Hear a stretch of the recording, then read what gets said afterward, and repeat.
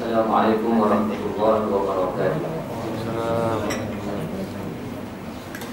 A'udzu billahi samil 'alim minasyaitonir rajim. Bismillahirrahmanirrahim.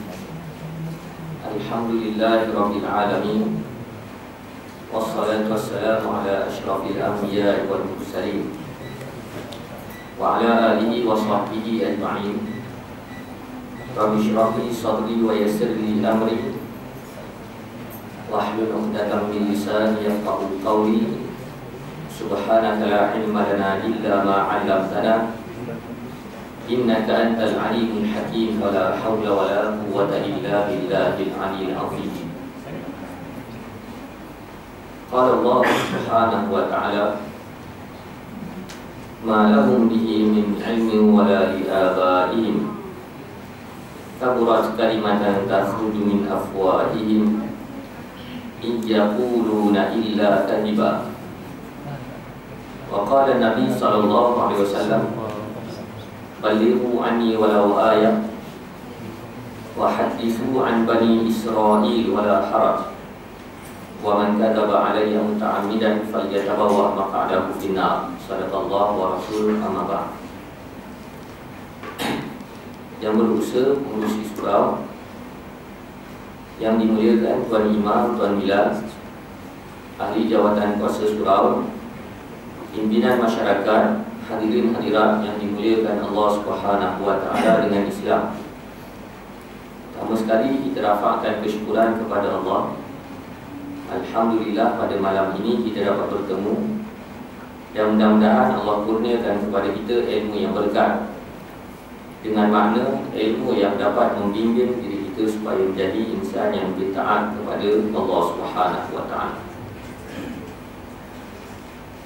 Sebagaimana yang kita telah maklum, kita merupakan umat akhir zaman. Dan umat akhir zaman ini pula Nabi SAW telah menyenaraikan beberapa petanda hampir ni kiamat. Dan kita tidak boleh nafikan zaman kita merupakan zaman yang kebanyakan petanda-petanda kecil itu telah berlaku. Tinggal lagi menunggu ujian yang paling besar, iaitu kemunculan Dajjal. Bila kita sebutkan berkenaan hampirnya kiamat, maka zaman yang kita lalui adalah zaman pembohongan, zaman penipuan. Bekalan bagi menghadapi zaman tersebut, Allah Subhanahu wa ta'ala sediakan kepada kita satu surah yang istimewa, Surah Al-Kahfi, yang disunatkan kepada kita untuk membacanya setiap kali hari Jumaat. Walaupun masyarakat kita lebih mesra dengan surah Yasin, tak ngapalah kita teruskan bacaan surah Yasin. Tetapi inisiatif diri kita sendiri perlu kita budayakan surah Al-Kahfi, terutamanya setiap hari Jumaat. Bukan sekadar manfaatnya disunatkan setiap hari Jumaat, bahkan surah Yasin ini, surah Al-Kahfi, mengandungi mesej-mesej yang tersembunyi bagi bekalan untuk kita menghadapi zaman penipuan ataupun zaman kekeliruan. Sehingga Nabi SAW sebutkan dalam hadis yang diriwayatkan oleh Imam Ahmad bin Hanbal rahimahullah ta'ala, baginda pesan pada kita, man hafidha asyra ayatin min awail suratil kahfi faqad asamahu minan dajjal. Nabi sebut barang siapa yang memelihara 10 ayat yang terawal, 10 ayat antara ayat-ayat awal di dalam surah Al-Kahfi, maka dia terpelihara daripada ancaman Dajjal.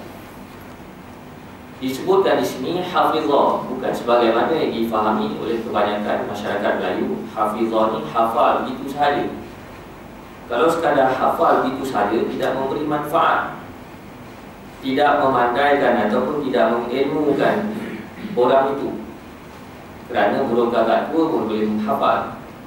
Tetapi yang dimaksudkan hafizah, membaca, kemudian memahami, kemudian mempraktikkan apa yang telah terkandung di dalam apa yang telah dibaca tadi, maka surah Al-Kahfi merupakan bekalan bagi kita untuk menghadapi zaman-zaman kekeliruan. Yang dikaitkan surah Al-Kahfi ini diambil daripada Ashabul Kahfi, cerita berkenaan pemuda-pemuda atau remaja yang menyelamatkan diri, menyelamatkan akidah sehingga ditidurkan oleh Allah selama 300 tahun. Dalam surah Al-Kahfi terkandung 3 cerita yang utama, cerita yang besar.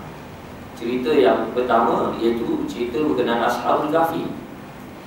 Cerita yang kedua berkenaan pengembaraan Nabi Musa AS berjumpa dengan Nabi Khidir. Cerita yang ketiga berkenaan Raja Zulkarnain. Maka di sini di awal surah Al-Kahfi Allah menceritakan berkenaan Ashabul Kahfi. Mesti ada kelebihan, mesti ada signifikannya. Dan surah Al-Kahfi ini dikategorikan sebagai surah Makkiyah, surah yang diturunkan ketika fasa Makkah, fasa pengukuhan akidah, fasa untuk Nabi SAW menguatkan jati diri umat Islam. Maka secara tidak langsung kita fahami bahawa bahawasanya ancaman yang dihadapi oleh umat Islam akhir zaman iaitu ancaman jati diri. Ancaman jati diri dalam bahasa kepercayaan ini kita faham sebagai ancaman akidah.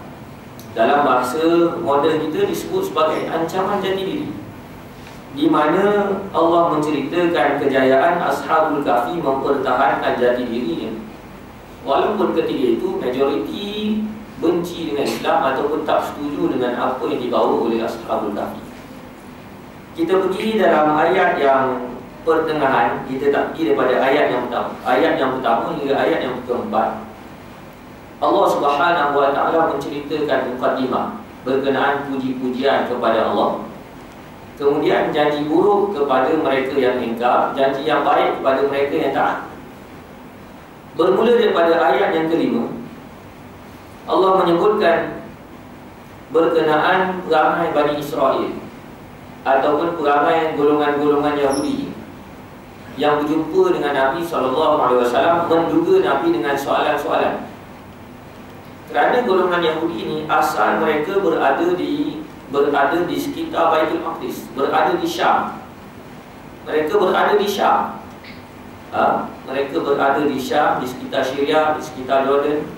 Begitu juga ada yang ada di Iraq, ada yang berasal dari Mesir.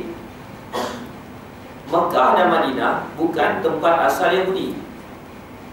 Mekah, Madinah bukan tempat asal Yahudi.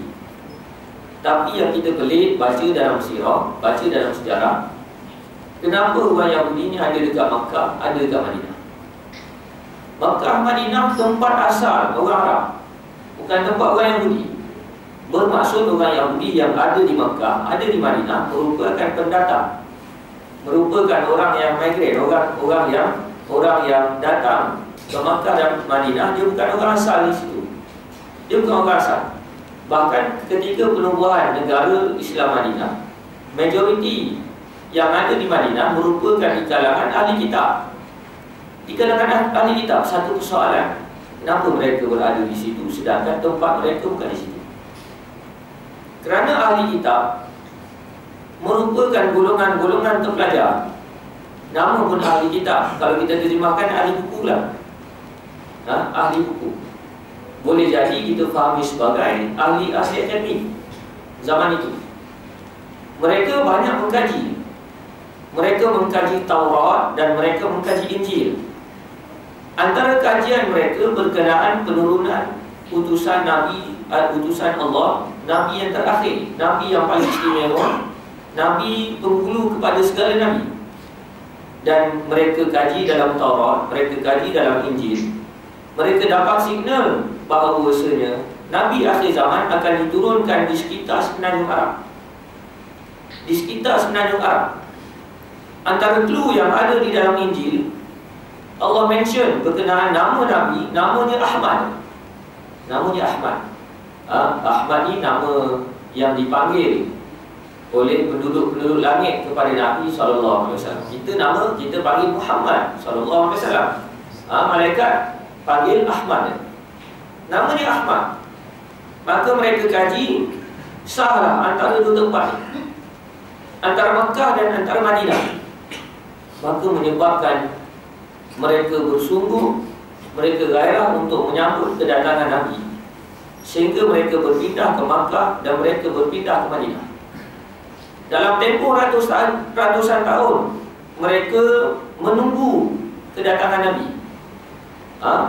Segala kriteria, segala fakta-fakta berkenaan sifat-sifat Nabi mereka telah kumpulkan. Sebab itu Allah Subhanahu wa ta'ala menyebutkan mereka ini kenal Nabi, walaupun Nabi belum diutuskan. Mereka kenal Nabi sebagaimana mereka kenal anak mereka sendiri. Allah sebutkan, alladzina atainahumul kitab ya'rifunahu kama ya'rifuna abna'ahum. Mereka kenal Nabi seperti mana mereka kenal anak mereka sendiri. Tapi mereka lah yang tukar lawan. Bila Allah dah utuskan Nabi, kecoh. Nabi akhir zaman telah pun dilantik.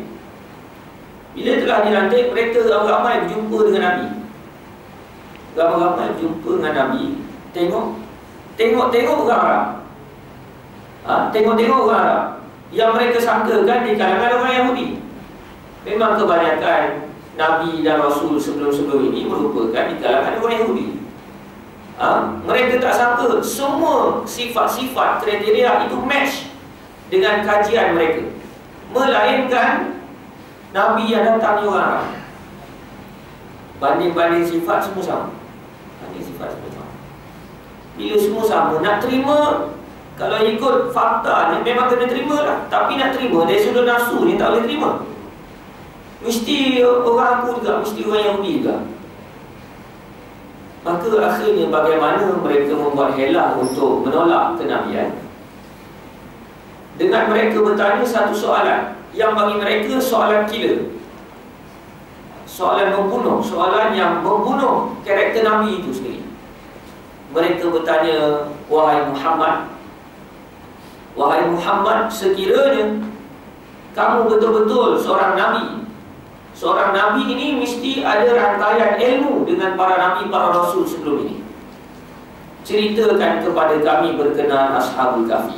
Kalau pandai sangat, kalau kau betul-betul Nabi, cerita kepada kami berkenaan Ashabul Kahfi. Cerita Ashabul Kahfi merupakan cerita kebanggaan ahli kitab, yang mana orang Arab tidak terdedah dengan cerita ni. Nabi orang Arab, Nabi tak tahu nak jawab. Dalam tak tahu nak jawab, Nabi confident. Nabi kata, esok aku akan jawab. Esok confirm wahyu akan turun. Dan esok aku akan bagi tahu kepada kamu berkenaan cerita Ashabul Kahfi. Sesetengah para ulama tafsir menyebutkan sehingga Nabi confident, overconfident, sehingga Nabi lupa sebut insya-Allah. Maka atas confident tersebut menyebabkan Allah Subhanahu wa ta'ala mengajar Nabi. Allah mengajar Nabi, muhasabah Nabi dengan apa? Dengan Allah menangguhkan turunnya wahyu. Allah tangguhkan turunnya wahyu. Esok janji turun. Tengok-tengok esok tak dapat sebarang berita. Esok ahli kitab, orang Yahudi semua tanya, Muhammad, mana berita, mana keputusan, mana? Nabi tak boleh nak jawab. Hari kedua pun tak turun lagi. Hari ketiga tak turun. Bermulalah orang Yahudi bermain propaganda, bermain saraf. Kerana memang ahli kitab, terutamanya Yahudi, memang mereka sangat berpengalaman dengan permainan saraf, permainan propaganda, menyebabkan orang yang selama ini digelar oleh masyarakat sebagai Al-Amin, sebagai orang yang paling boleh dipercayai, tak pernah menipu. Mainan saraf mereka menyebabkan orang semua terpengaruh. Muhammad ini menipu rupanya. Muhammad menipu. Mereka mula mainkan bahawasanya sebelum ni Muhammad reka cerita rupa-rupanya kali ni dia tak reti lah, hilang akal dia. Dulu Tuhan sama dengan Muhammad, tapi sekarang ni Tuhan tak sama dah. Tuhan dah tinggalkan Muhammad beberapa hari dalam tempoh yang lama, sehingga seminggu, ditunggu seminggu Tak turun-turun wahyu. Kalau kita jam lah. Kalau kita jam, kita tahu Allah sama dengan kita. Tapi kenapa Allah tak turun? Kenapa Allah seolah-olah tak bela? Seminggu tak turun, 2 minggu tak turun. 2 minggu tak turun, kita boleh bayangkanlah bagaimana serangan saraf yang dilancar oleh Yahudi kepada Nabi SAW. Hari yang ke-15 baru Allah turunkan berkenaan cerita Ashabul Kahfi dalam versi yang lebih lengkap berbanding versi yang diketahui oleh golongan-golongan ahli kitab pendeta Yahudi tadi, menyebabkan mereka tercengang. Kita jangan ingat bila orang tanya soalan pada kita, soalan yang menduga, bukan soalan nak tahu, tetapi soalan nak menduga. Bila kita jawab dengan betul, dia nak terima kita. Kita jangan ingat itu. Kerana banyak sejarah di dalam Al-Quran, apabila sesuatu kaum itu bertanya untuk menduga, bertanya untuk tes, bertanya untuk membunuh karakter, kalau kita jawab, bukan dia nak terima pun, walaupun jawapan kita betul, tetapi dia akan lawan. Paling tinggi pun Allah sebutkan berkenaan dalam Quran, fabuhital ladzi kafar. Bila ditanya soalan yang nak menduga tu, bila dah dapat jawab, tanya lagi, jawab, sehinggalah fabuhital ladzi kafar, menyebabkan orang tanya tu dia tercengang. Dalam tercengang, tak nak terima juga. Jadi jangan kita ingat setiap soalan orang itu menyebabkan orang tu nak ikut kita. Tak. Sebab apa? Asas Yahudi itu tak boleh terima dengan Nabi, tak boleh terima ajakan Nabi kerana ego. Bukan kerana tak faham, tapi kerana ego. Kerana ada agenda dia sendiri, menyebabkan bila Nabi cerita berkenaan cerita Ashabul Kahfi dengan detail sekalipun, mereka tetap tak nak terima. Maka Allah sebutkan, ma lahum bihi min ilmin wala li abaihim. Mereka sebenarnya tidak ada ilmu, bahkan keturunan mak bapak mereka pun tidak ada ilmu. Padahal ahli kitab ni orang yang terpelajar, orang yang ada ilmu. Orang yang ada ilmu. Kalau kita tengok memang orang ada ilmu, sehingga Nabi pesan pada Muaz bin Jabal nak diutus ke Yaman. Yaman ramai ahli kitab, sehingga Nabi pesan pada Muaz jaga-jaga dekat Yaman tu ramai orang pandai, ramai ahli kitab. Bermaksud ahli kitab ni orang ada ilmu.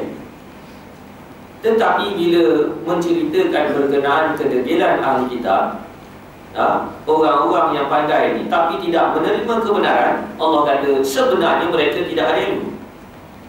Sebenarnya mereka tidak ada ilmu. Begitu juga pendeta-pendeta mereka, mak ayah mereka yang alim-alim dulu, sebenarnya mereka tidak ada ilmu. Fahamlah kita bahawa bahasanya asas kepada ilmu adalah kebenaran. Walaupun kita ada ilmu banyak mana sekalipun, tetapi kita rabun untuk memilih mana betul, mana salah, kita tak ada ilmu. Kerana kita gagal memfungsikan ilmu itu. Walaupun kita sampai PhD, digelar sebagai syekh, macam-macam gelaran, menunjukkan alimnya kita, pandainya kita, tapi rabun membezakan antara betul dan salah, hak dan batil, adil dan khianat, itu sebenarnya tak ada ilmu. Allah menafikan, walaupun ahli kitab ni alim, kaburat kalimatan takhruju min afwahihim iyaquluna illa kadhiba.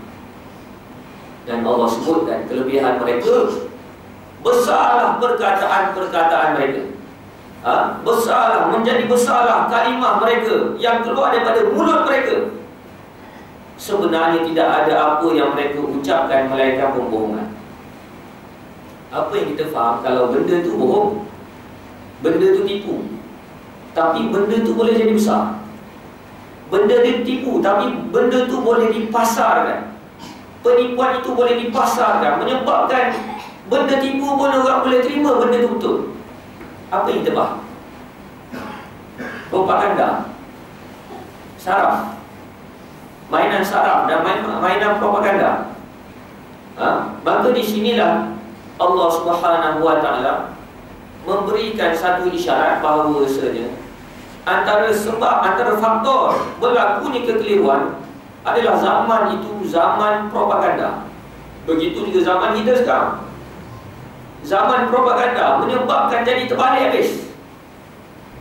Orang yang baik dianggap sebagai orang yang jahat, orang yang jahat dianggap sebagai orang yang baik. Hasil daripada apa? Hasil daripada propaganda.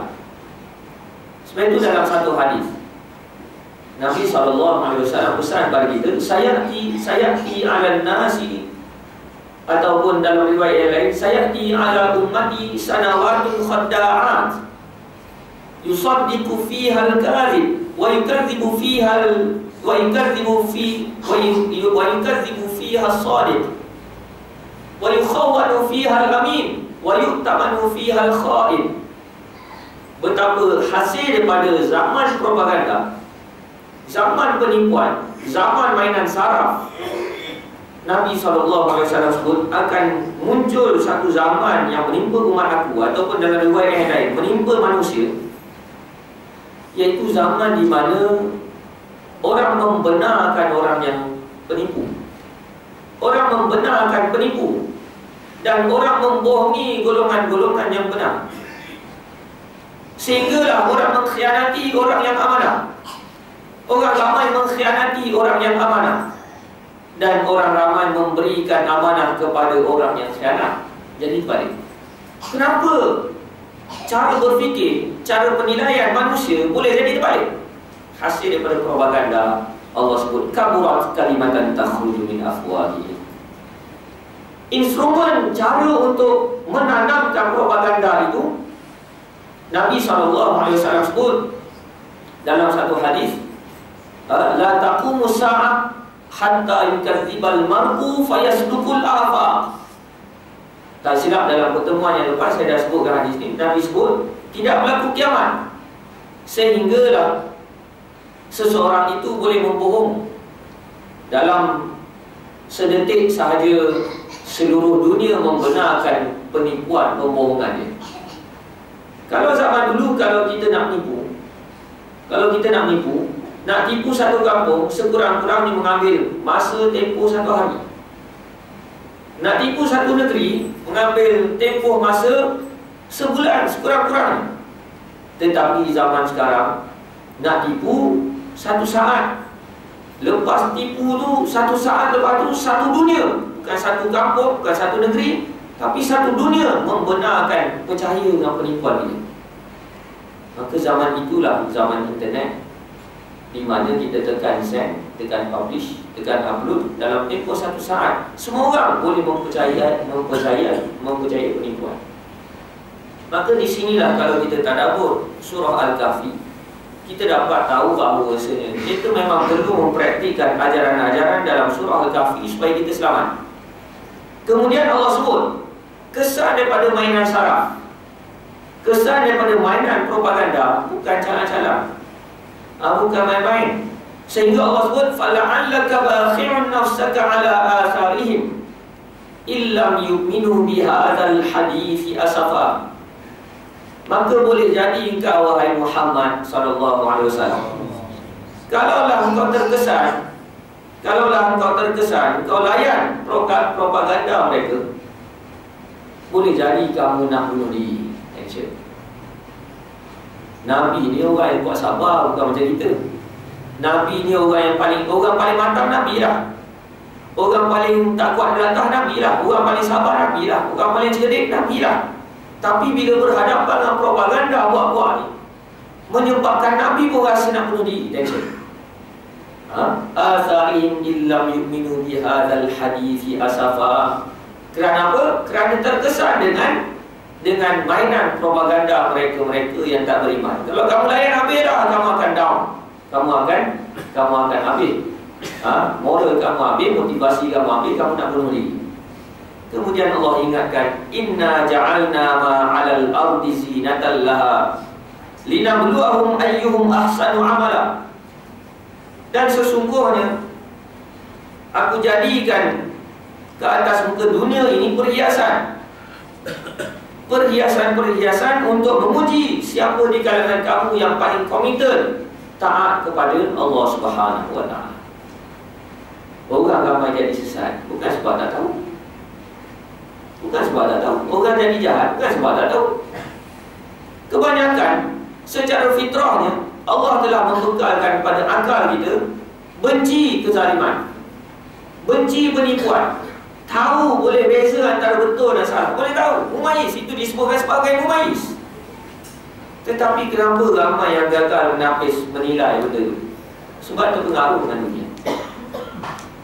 Sebab itu kalau kita tengok sejarah dalam Quran, yang buat jahat belaka itu semua orang tahu. Iblis tahu, dia kenal Allah, tapi nak lawan Allah juga ada macam mana? Nak buat macam mana? Iblis tu kenal sangat Allah. Antara makhluk yang paling rapat dengan Allah, Iblis lah. Azazil nama dulu. Tapi dia nak lawan Allah, nak buat macam mana? Balaam bin Ba'ura, ulama besar Bani Israel, dia yang bagi idea strategi buat konspirasi untuk sabotaj Nabi Musa. Tapi dia tahu benda tu salah, dan dia alim. Dia alim. Begitu juga Bani Israel, dia tahu. Dari sudut separuh sedarnya, dia tahu Nabi ni memang Nabi betul, tapi dia tak nak terima. Nak macam mana? Dia tak nak terima, nak macam mana? Sebab apa tak nak terima? Sebab ada kepentingan nilaian dunia. Liyabluwakum ayyukum linabluwakum ayyuhum ahsanu amala. Untuk menguji di kalangan kamu siapa yang komited untuk beramal. Itu dalam ayat Allah sebut ja'alna. Kalau kita ngaji tafsir, ja'alna beza dengan khalaqna. Kalau kita baca terjemahan, khalaqna dengan ja'alna maksudnya sama, khalaqa dengan ja'ala maksudnya sama, iaitu cipta. Kalau kita terjemah dalam bahasa Melayu. Tapi kalau kita tengok dari sudut makna halus bahasa Arab, khalaqa beza dengan ja'ala. Ja'ala bermaksud Allah ciptakan benda yang dah ada, kemudian Allah perelokkan, Allah tambahkan sifat benda yang dah ada. Adapun khalaqa benda yang asalnya tak ada, Allah wujudkan. Benda asal tak ada, Allah wujudkan. Diciptakan manusia, khalaqa wa ma khalaqtul jinna wal ins. Asal manusia tak ada, kemudian diadakan. Tetapi manusia itu lepas diadakan, Allah kurniakan pendengaran, penglihatan. Allah kurniakan akal. Allah sebut apa? Ja'ala. Wa ja'ala lakumus sam'a wal absara wal afidah. Lepas Allah cipta manusia, Allah tambah sifat manusia itu ada pendengaran, ada penglihatan. Dan nikmat ataupun panca indera yang pertama Allah kurniakan adalah pendengaran, dan panca indera yang terakhir Allah tarik adalah pendengaran. Mukjizat Al-Quran. Begitu juga dalam dunia ini, asalnya Allah ciptakan dunia, ada asal tak ada. Kemudian Allah ja'ala, Allah tambah sifat dunia itu dengan segala perhiasan, menyebabkan masing-masing kelabu mata. Masing-masing kelabu mata. Wa inna laja'iluna ma 'alaiha sa'idan juruza. Kemudian lepas aku hias, menyebabkan kamu khayal, kamu kelabu mata, kamu kena ingat, dunia akan berubah jadi padang jarak, padang terkukur. Nak kerja apa? Nak kerja apa? Nak menilai apa-apa, sama ada benda tu betul ataupun salah dengan material. Kamu nak nilai, nak jadikan material itu sebagai timbangan, macam mana sedangkan benda tu akan hancur. Kamu nak kerja apa? Kamu nak kerja apa? Tak sedar nak mati ke? Umur dah berapa dah? Nak kerja apa? Am hasibta anna ashabal kahfi wal raqim kanu min ayatina ajaba. Adakah kamu rasa pelik, wahai Muhammad sallallahu alaihi wasallam, berkenaan cerita ashabul kahfi bersama-sama dengan raqim mereka? Sedangkan kamu tahu keupayaan aku, kamu tahu keupayaan aku, takkan kamu rasa pelik? Cerita ashabul kahfi cerita yang sangat pelik. 300 tahun ditidurkan oleh Allah. Apa hikmah ditidurkan 300 tahun? Kenapa ashabul kahfi ni nyobok? Kenapa tak henti melawan ke? Ashabul kahfi, cerita disebutkan dalam surah Al-Kahfi ini secara detail. Ashabul kahfi, Allah mention dalam Al-Quran, ashabul kahfi bersama-sama dia Ar-Raqim. Ar-Raqim ni apa? Kalau kita rujuk dalam tafsir, ada yang mengatakan Ar-Raqim ni nama anjing mereka. Walaupun selalu kita dengar nama anjing mereka Qitmir, tapi Ada juga ulama yang menguraikan Rakim ini merupakan nama anjing. Ada juga yang menguraikan, menafsirkan Rakim ini merupakan batu penanda yang merekod nama-nama mereka yang ada di gua. Tetapi kita selesa mengambil tafsiran yang dibuat oleh Ibnu Abbas radhiyallahu anhu. Beliau menyebutkan Ar-Raqim merupakan kitab mereka. Mereka lari sambil membawa kitab mereka sebagai bekalan. Kalaulah mereka ada Ar-Raqim, kita ada Al-Quran. Ar-Raqim. Itu Ibnu Abbas lebih kurang dia menyebutkan, tak malu ke kita dengan Ashabul Kahfi? Tak malu ke kita dengan Ashabul Kahfi? Nak banding ilmu kita dengan Ashabul Kahfi, kita jauh lebih alim daripada Ashabul Kahfi. Kita jauh lebih alim daripada Ashabul Kahfi. Kita sempat belajar macam-macam. Ashabul Kahfi tak sempat belajar macam-macam. Dalam keadaan dia tak alim, dalam keadaan dia sekedar berpegang ilmu yang dia ada, dia dapat mempertahankan iman, dia dapat mempertahankan jati diri dan akidah. Dia dapat mempertahankan prinsip dia dalam keadaan dia tak banyak ilmu. Sedangkan kita banyak ilmu tapi tak mampu untuk pertahankan prinsip. Tak malu ke Ibn Abbas tanya kita? Sebab itu kalau kita nak bandingkan kita dengan Ashabul Kahfi, memang kita alim. Ashabul Kahfi dia tak dapat nikmat tiap-tiap hari kuliah macam kita. Dia tak dapat. Dan Ashabul Kahfi dia tak dapat nikmat baca buku macam-macam macam kita. Tak. Sebab Ashabul Kahfi ni dia budak-budak. Dia budak-budak. Budak-budak. Nak kata pemuda pun bukan pemuda sangat, sebab istilah Allah gunakan dalam Quran fitiah. Fitiah ni dia antara kanak-kanak berpindah ke pemuda, remaja. Budak-budak remaja. Sebab apa Allah bila kisah ini? Watak utama dia remaja. Sebab memang zaman propaganda, zaman kerosakan, yang senang rosak adalah budak-budak muda. Yang senang rosak adalah budak-budak muda. Bagaimana kita jaga budak-budak muda kita sekarang? Rosak dengan hiburan itu tak hiburan, rosak dengan pemikiran. Rosak dengan pemikiran, rosak dengan ideologi.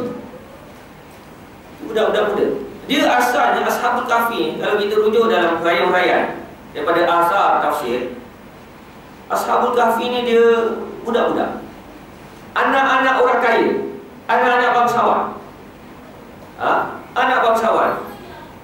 Lepas dia dah jadi besar, sampai satu tempoh dibenarkan keluar bergaul dengan masyarakat besar-besar. Bila dia keluar, dia tengok first time dia keluar meraihkan satu perayaan yang paling besar bagi masyarakat mereka, iaitu menyambut perayaan penyembahan.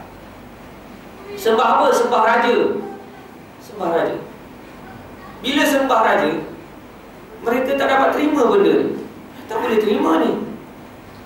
Mana boleh aku, memanglah kita kena ikut raja apa semua, tapi kalau raja suruh sembah, tak boleh ni, tak boleh. Tak masuk akal. Raja manusia juga, tak masuk akal. Tak masuk akal nak sembah. Dalam keadaan ketika itu, para nabi dan para rasul tak ada. Para nabi, para rasul tak ada. Tok guru tak ada.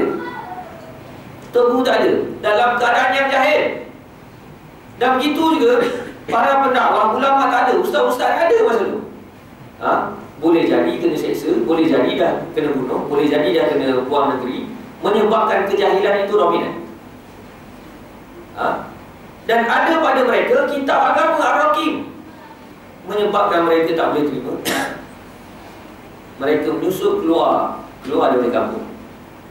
Tak boleh terima. Budak-budak remaja, umur belasan. Bila keluar secara tidak terancam, masing-masing berteduh di bawah satu pokok. Di bawah satu pokok. Dalam keadaan masing-masing tak tahu lagi fikrah masing-masing ni. Tak tahu lagi. Berteduh satu di bawah pokok. masing-masing senyap. Seorang datang, seorang datang.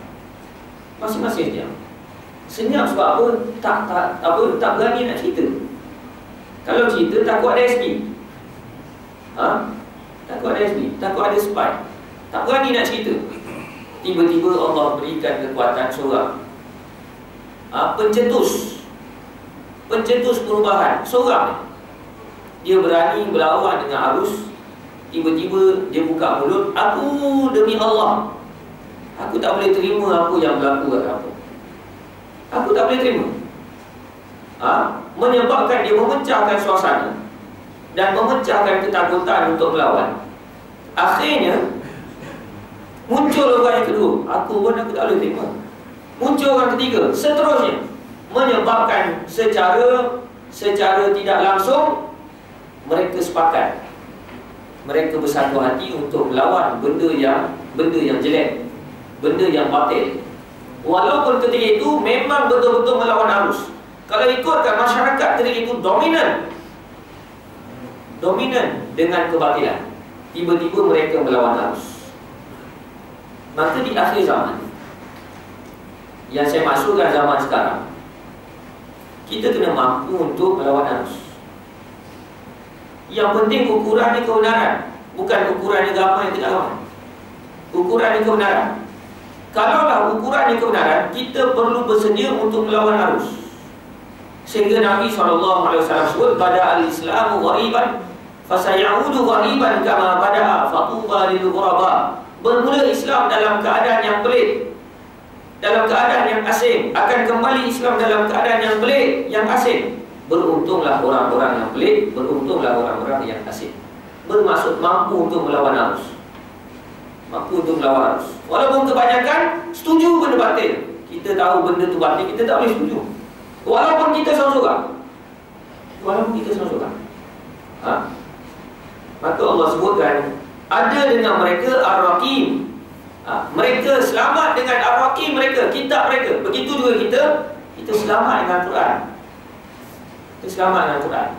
Sebab itu sejujurnya, bila apa-apa isu yang berlaku, sejauh mana kita merujuk Al-Quran untuk menjawab isu yang berlaku. Al-Quran tak cukup sekadar kita ikrarkan Al-Quran telah pun sempurna. Panduan kita Al-Quran, dustur perlembagaan kita Al-Quran, tidak cukup sekadar itu. Perlu kita praktikkan pendirian prinsip tersebut. Bila apa-apa yang berlaku, kena merujuk Quran, baru selamat. Bukan merujuk akal, kemudian untuk membenarkan akal itu baru merujuk Al-Quran. Maka terjadilah Al-Quran itu dihuraikan melalui nafsu sendiri. Sepatutnya bila apa-apa yang berlaku, kita merujuk Al-Quran. Merujuk Al-Quran.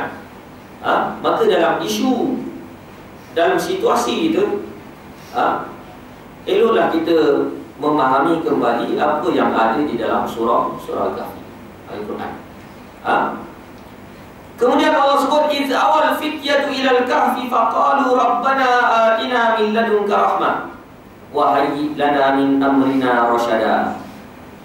Apabila budak-budak itu pergi menuju ke gua, Allah ilhamkan kepada mereka untuk duduk dalam gua. Sebab apa duduk dalam gua? Sebab tak ada kekuatan. Jemaah tak ada masa tu. Gerakan Islam tak ada masa tu. Ulama tak ada masa tu. Pemimpin yang boleh pimpin mereka tak ada masa tu. Orang yang boleh hajar mereka tak ada masa tu. Nak lawan, tak ada kekuatan. Nak bersaing dari sudut politik, tak ada kemampuan, tak ada pengaruh. Nak berdialog, tak ada kemampuan. Sebab apa? Yang di luar sana, di kalangan orang-orang yang cerdik. Sedangkan Ashabul Kahfi ni, orang yang dia beriman tapi tak sempat belajar. Dia ada sampai satu situasi, orang yang lawan kita, orang yang cerdik, tapi tak beriman. Kita bodoh tapi beriman. Ada sampai tahap itu. Sebagaimana yang dilalui oleh Ashabul Kahfi. Mereka fikir kalau nak lawan secara dialog, secara wacani ke, nak berdialog begitu, tak boleh. Sebab apa?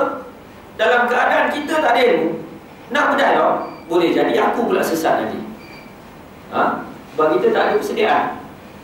Maka menyebabkan Allah ilhamkan kepada mereka nurut dan gua. Tapi dalam situasi kita jangan ambil nurut dan gua. Sebab kita gerakan Islam ada, pemimpin ada, ulama ada, pengaruh pun ada, kekuatan pun ada. Jangan nyorok dalam gua. Nyorok dalam gua, fake nyorok dalam gua, bermuslah dalam gua ni. Waktu gerakan Islam tak ada, jemaah tak ada, imam tak ada, pemimpin tak ada, tok guru tak ada, semua tak ada. Tinggal kita jahil gitu sahaja. Kalau kita bergaul, habis kita pun jadi jahat. Maka masa tu duduk dalam gua. Tapi situasi kita sekarang belum sampai ke tahap itu. Sebelum mereka masuk dalam gua, mereka berdoa. Dengan mereka ada bekal kitab mereka, Ar-Raqib, Quran mereka. Sebelum masuk mereka berdoa, wahai Allah, berikanlah kepada kami rahmat. Berikanlah kepada, apa maksud berikanlah kepada kami rahmat? Kami tak ada apa-apa, ya Allah. Sebarang kekuatan kami tak ada. Kekuatan semua tak ada. Kalau kantor yang habis lah, ya Allah. Kau tahu aku ni nak taat denganmu, minta tolonglah. Dan kau tak bagi kekuatan, kau tak bagi pengaruh, kau tak bagi macam-macam. Sekurang-kurangnya, ya Allah, bagilah rahmat. Janganlah bagi kami di kantor. Janganlah bagi kami di kantor. Biar kami selamat. Wahai lana min amrina rasyada. Dan tunjukkanlah kepada kami apa tindakan yang betul untuk kami pilih. Maka Allah ilhamkan kepada mereka, masuk menyebut dalam gua, fadarabna ala adhanihim fil kahfi sinina adada. Maka telinga mereka dikenakan. Telinga mereka ditutup di dalam gua dalam beberapa tahun. Allah kata mereka masuk dalam gua itu, Allah tidurkan. Untuk apa fungsinya? Untuk Allah tutup telinga mereka. Sebab panca indera yang lain kita boleh tutup, tapi telinga kita tak boleh tutup.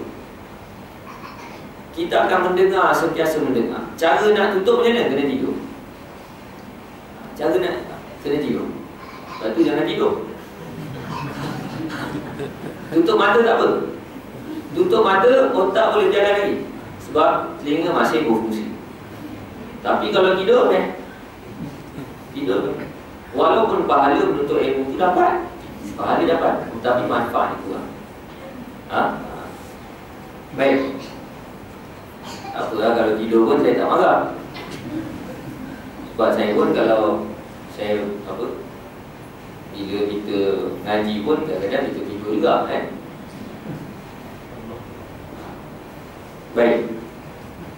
Sebab apa Allah sebut telinga? Sebab kebanyakan propaganda itu datang melalui telinga. Penipuan itu selalu datang melalui telinga.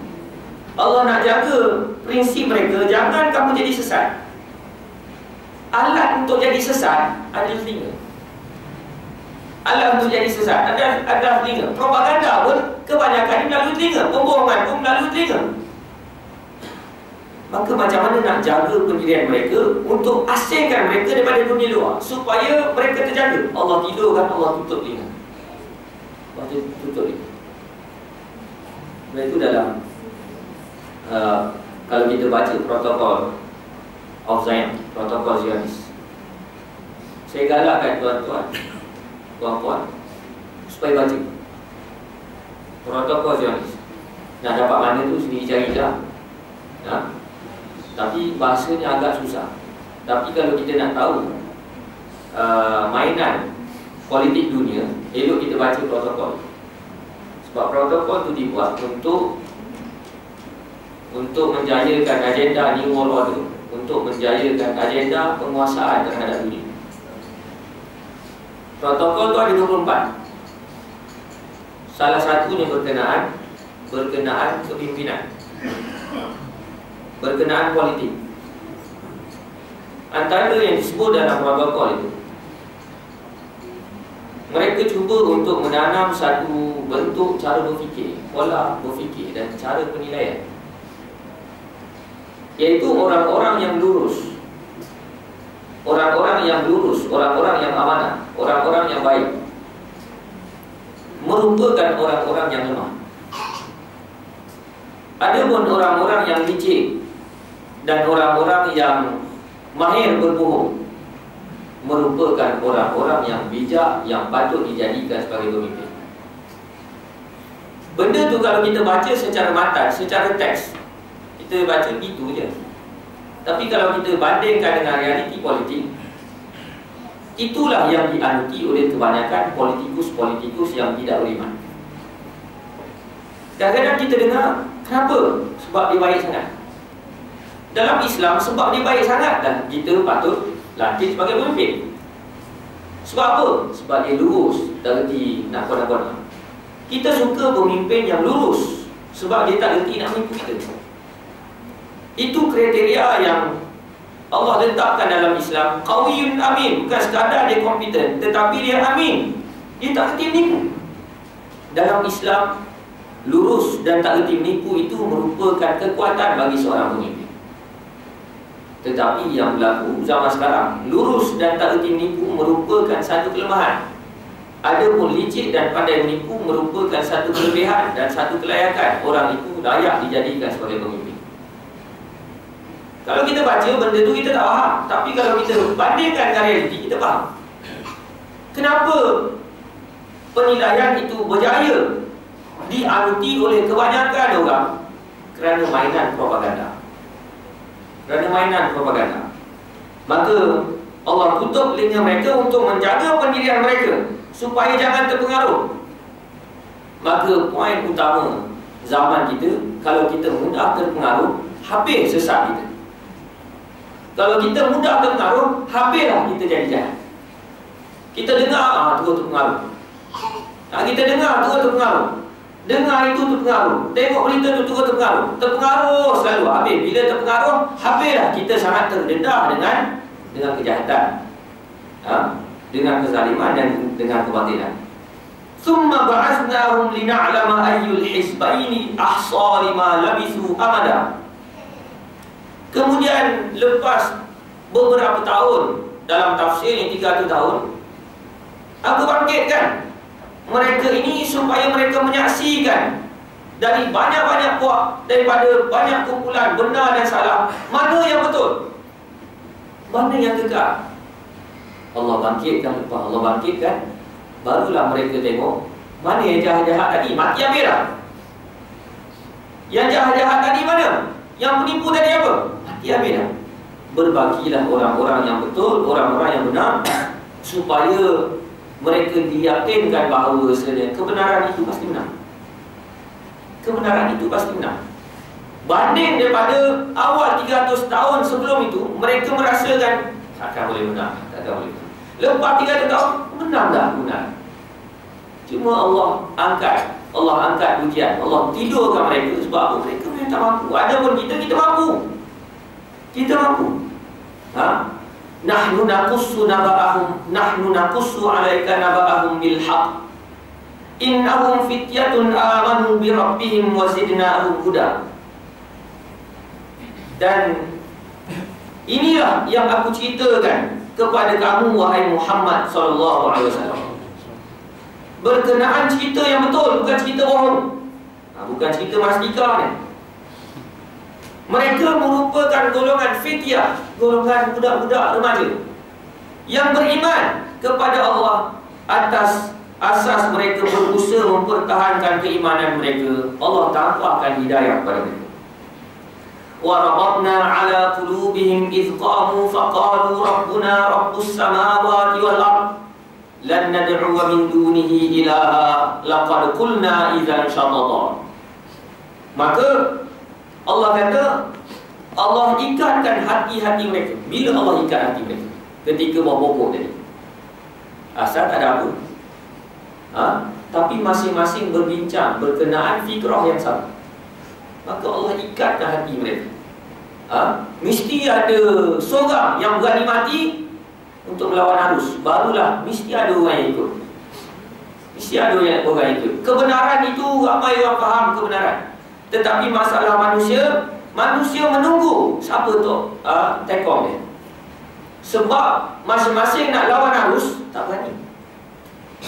Nak lawan arus tak berani. Manusia menantikan mesti ada orang yang berani yang boleh menterjemahkan prinsip aku. Mesti ada orang pertama. Tapi orang pertama tu risiko tinggi lah. Kalau kita nak ambil pengajaran daripada Ashabul Kahfi, itu dia jadi orang pertama. kena mampu untuk melawan arus. Sebab apa? Pasti orang akan terima kebenaran yang dibawa oleh kita, walaupun majoritinya yang tak setuju. Tapi mesti ada orang yang setuju dengan kebenaran. Allah ikat hati mereka. Lepas mereka bangun, Rabbuna Rabbus samawati wal ardh. Mereka bangun, mereka boleh mengatakan, benarlah Tuhan kami yang mencipta langit dan bumi. Sebelum dia tidur pun dia kata tiada Tuhan yang maha benar melainkan Allah. Lepas dia tidur pun benarlah, nampak depan mata.